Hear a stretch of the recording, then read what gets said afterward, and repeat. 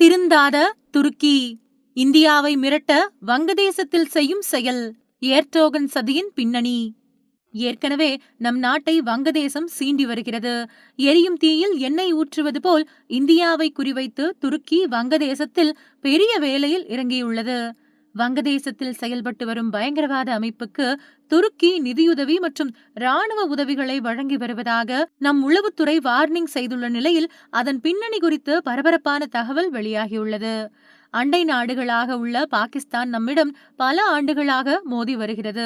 பயங்கரவாதிகளை வைத்து மிரட்டி வருகிறது.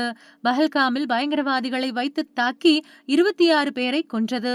இதற்கு நம் நாடு ஆபரேஷன் சிந்தூர் நடவடிக்கை மூலம் அதிரடி காட்டியது. இதனை அடுத்து பாகிஸ்தான் நம்மிடம் கெஞ்சி சரணடைந்த நிலையில் மோதல் முடிவுக்கு வந்தது.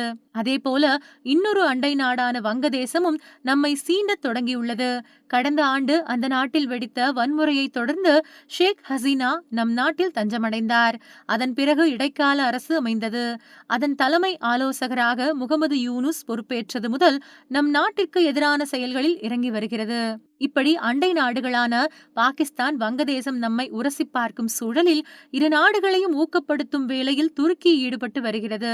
நம் நாட்டின் மீது தாக்குதல் நடத்த துருக்கி பாகிஸ்தானுக்கு ட்ரோன் ஆபரேட்டர்களை வழங்கியது. அதேபோல வங்கதேசத்தையும் துருக்கி அரவணைக்க தொடங்கியுள்ளது.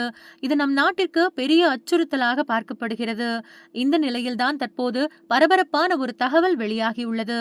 இந்த தகவலை நம் உளவுத்துறை உறுதி செய்துள்ளது. அதாவது துருக்கி உளவுத்துறை வங்கதேசத்தில் உள்ள பயங்கரவாத அமைப்புகளை தீவிரமாக ஆதரித்து வருகிறது.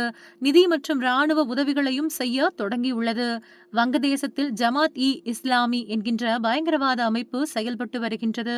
இந்த பயங்கரவாத அமைப்புக்கு துருக்கி அதிக அளவில் நிதியுதவி செய்து வருகிறது.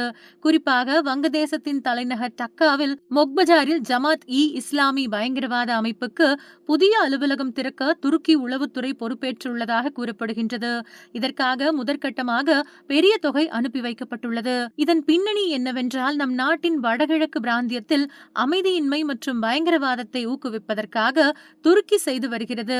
இது நம் நாட்டிற்கு பெரும் பிரச்சனையாக பார்க்கப்படுகின்றது. மேலும் ஜமாத் இ இஸ்லாமி அமைப்பின் மாணவர் பிரிவு தலைவரான சாதிக் கியூம் துருக்கி செல்ல திட்டமிட்டுள்ளார். அவர் அங்கு முக்கிய தலைவர்களை சந்திக்கிறார். அதோடு துருக்கியின் ஆயுத கிடங்கு ஆயுத தொழிற்சாலைகளுக்கும் விசிட் செய்ய உள்ளதாக நம் உளவுத்துறை கண்டுபிடித்துள்ளது.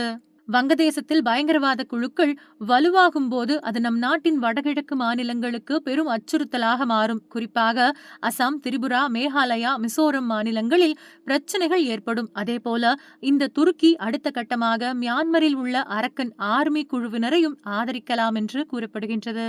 இதுவும் சாத்தியமானால் உண்மையில் நம் நாட்டிற்கு பெரும் தலைவலி ஏற்படும் என்பதும் இங்கே குறிப்பிடத்தக்கது.